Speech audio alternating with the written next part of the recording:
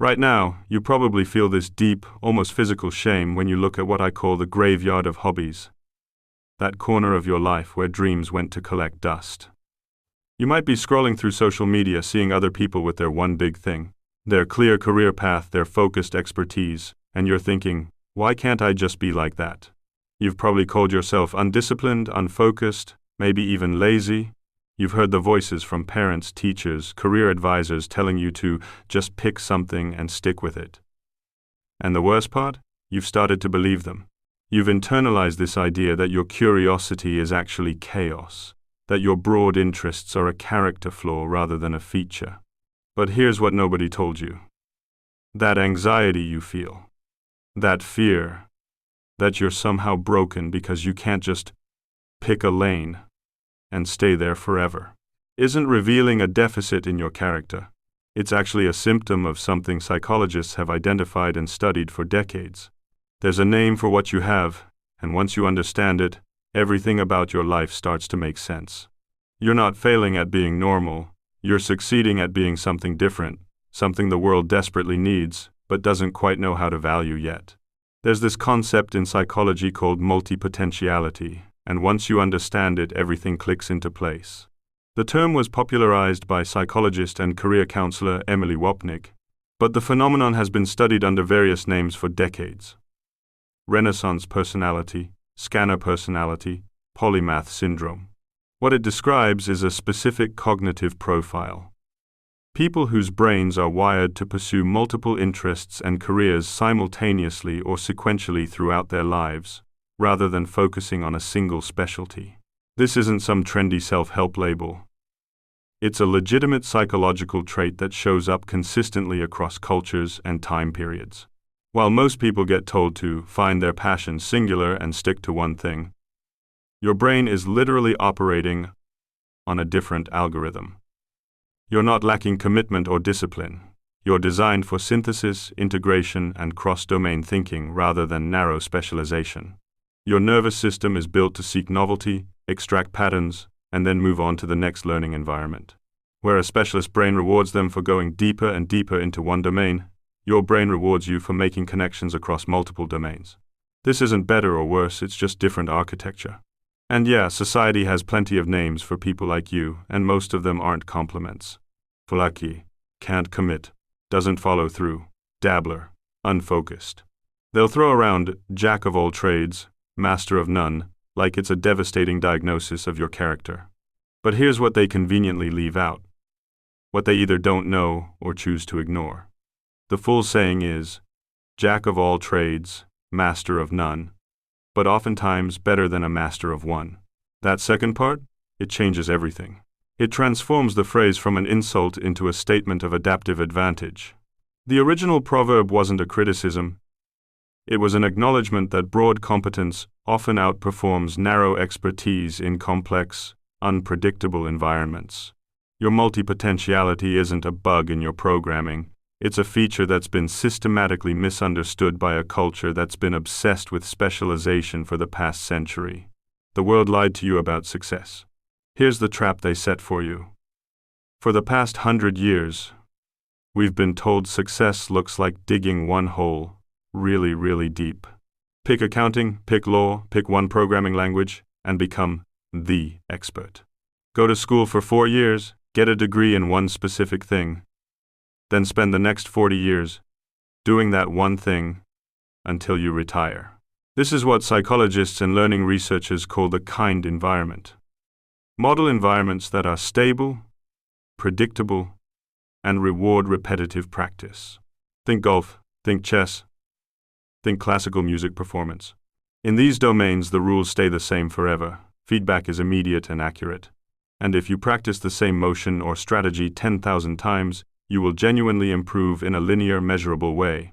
Malcolm Gladwell's 10,000 hours concept comes from studying these exact kinds of environments. The problem is that this model was sold to you as universal truth when it's actually only true for a very narrow slice of human activity. Our entire education system, our career counseling infrastructure, our cultural narratives about success, they're all built on this assumption that the world is a kind environment where specialization equals security. But that's not the world you're living in, and your brain has already figured this out even if you haven't consciously articulated it yet. Your brain already sensed something crucial that the specialists missed. We're actually living in what researchers call a wicked environment.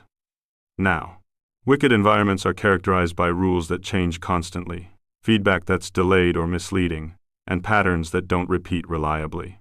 Most modern careers exist in wicked environments. Technology shifts every few years, industries get disrupted overnight. The skills that were valuable 5 years ago become automated or obsolete. That one deep hole you were told to dig? It can become completely useless in half a decade. Your instinct to spread your cognitive bets across multiple skills, to maintain broad competence rather than narrow expertise, isn't chaos or lack of focus. It's survival intelligence operating at a level that traditional career advice completely fails to account for. Your brain is doing something wild with dopamine. Okay, neuroscience moment. When you start learning guitar or painting or coding or whatever new thing catches your interest, your brain absolutely floods with dopamine. That's the beginner's high. Everything feels amazing and exciting. You're making visible progress every single day, and you can't wait to practice again. This is your brain's reward system doing exactly what it's supposed to do, reinforcing learning behavior by making it feel good. For most people, this dopamine response gradually decreases over time as the novelty wears off. But here's where you're fundamentally different, and this is crucial to understand. For you, the second your brain figures out the underlying pattern of how something works, the dopamine doesn't gradually decrease. It drops off a cliff. It's not a gentle slope, it's like falling off the edge of a table. Researchers studying novelty-seeking behavior, and what's sometimes called the scanner personality, have found that certain individuals have dopamine systems that are highly responsive to pattern recognition and novel information, but become almost completely unresponsive once the core pattern has been decoded. You're not getting bored because you're weak-willed or because you lack grit. Your brain is literally sending you a neurological signal that says, data extracted, fundamental pattern understood, mission complete, time to move on to new information. Staying there and continuing to practice once your brain has solved the puzzle actually starts to feel painful, almost physically uncomfortable. Because your nervous system is essentially screaming that you're wasting precious processing power on a solved problem when there are new patterns out there to decode. This is compounded by what happens in a specific region called the anterior mid-cingulate cortex. Scientists often call it the willpower muscle, or the tenacity region. This area lights up on brain scans when you force yourself to do hard things you don't want to do, when you push through discomfort and resistance. For many people with multipotentiality or ADHD-adjacent traits, trying to maintain focus on something the brain has categorized as already solved causes this region to fatigue at triple or quadruple the normal rate. You're not lazy or undisciplined. You're mentally deadlifting 500 pounds of cognitive resistance, while everyone else is curling 20 pounds. And then people wonder why you can't sustain it as long as they can. You're not T-shaped, you're M-shaped.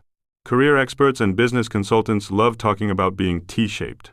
The idea that you should have broad general knowledge across many areas, the horizontal bar of the T, with one area of deep specialty, the vertical bar. This model has dominated hiring practices and professional development advice for the past 2 decades. Companies say they want T-shaped employees who can communicate across departments but also bring deep expertise in one domain. And look, for a lot of people that's a perfectly valid way to structure a career. But you're not T-shaped. And trying to force yourself into that mold is like trying to fit a square peg into a round hole.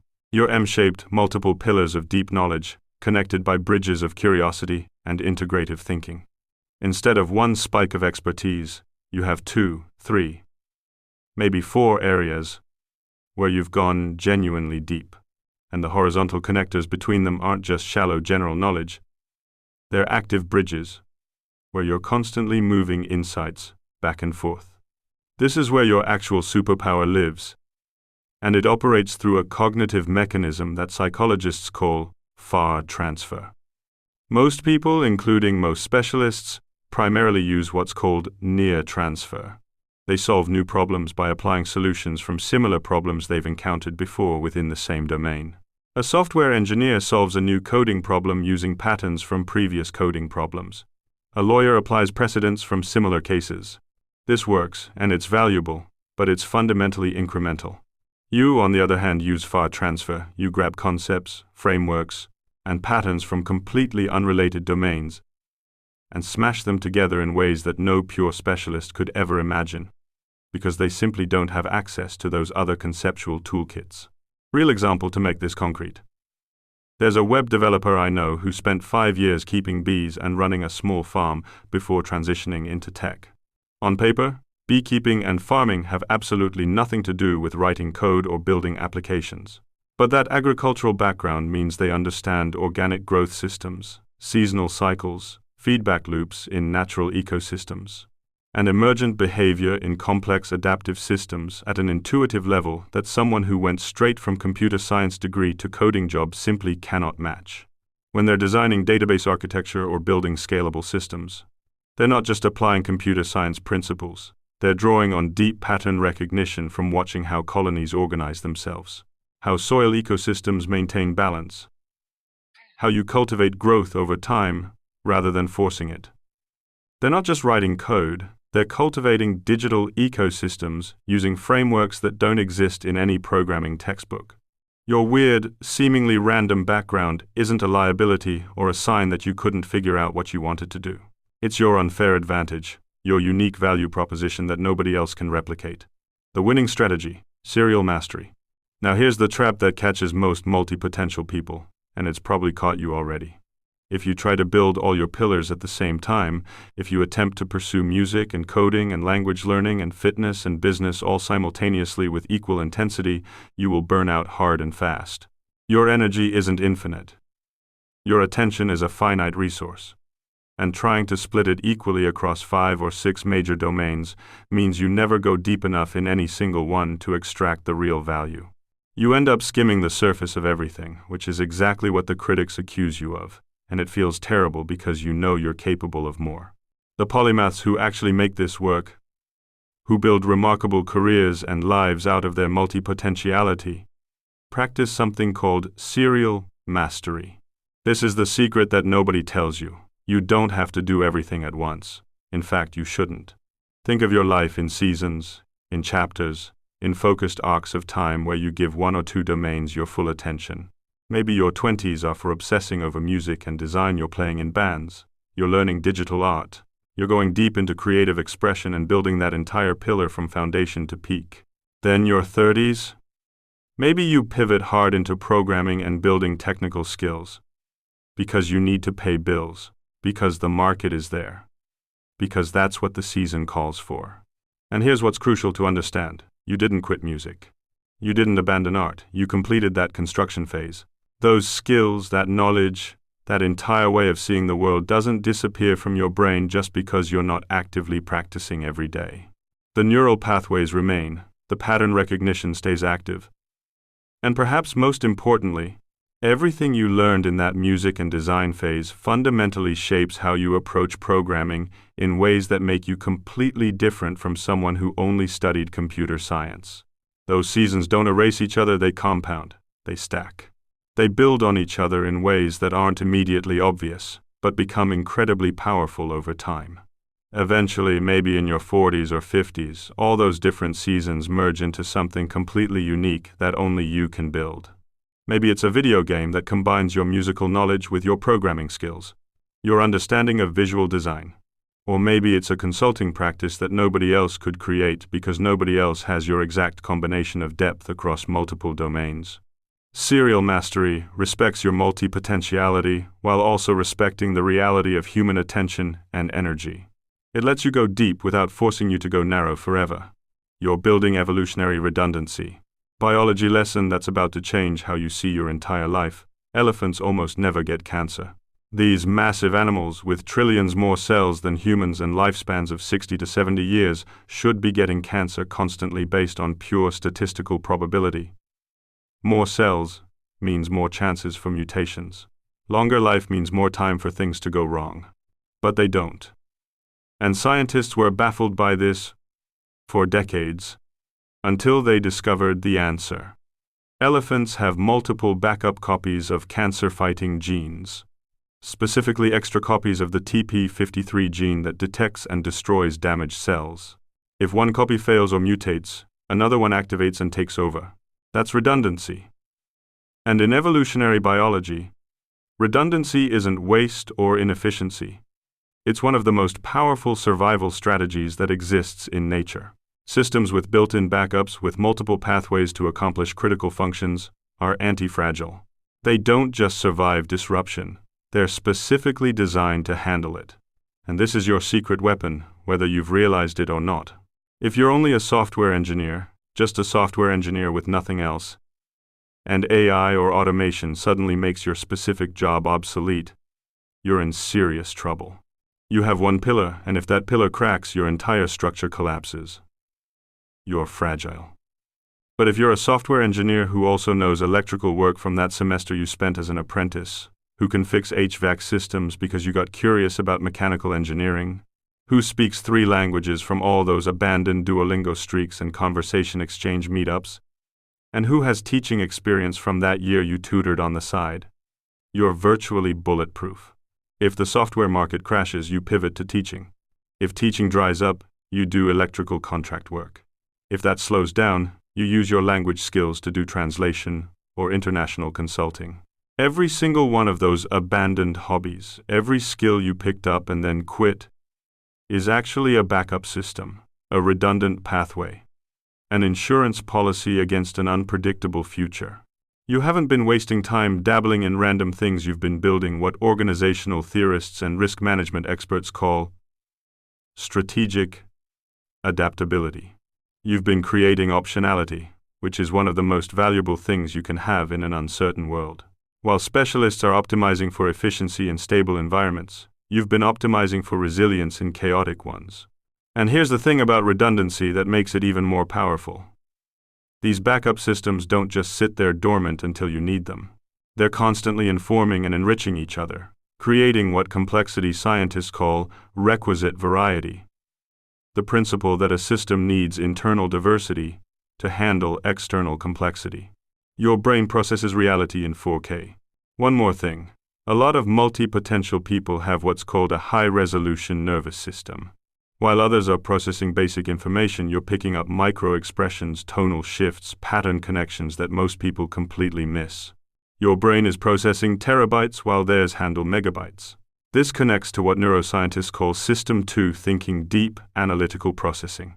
Your default mode network, the part that lights up during daydreaming and reflection, is constantly active, making connections between things that seem totally unrelated to everyone else. Here's what you need to understand. Those abandoned projects aren't failures. They're completed courses in your personal university. You were never meant to be just one thing. You're built to be the bridge between worlds that specialists can't even see.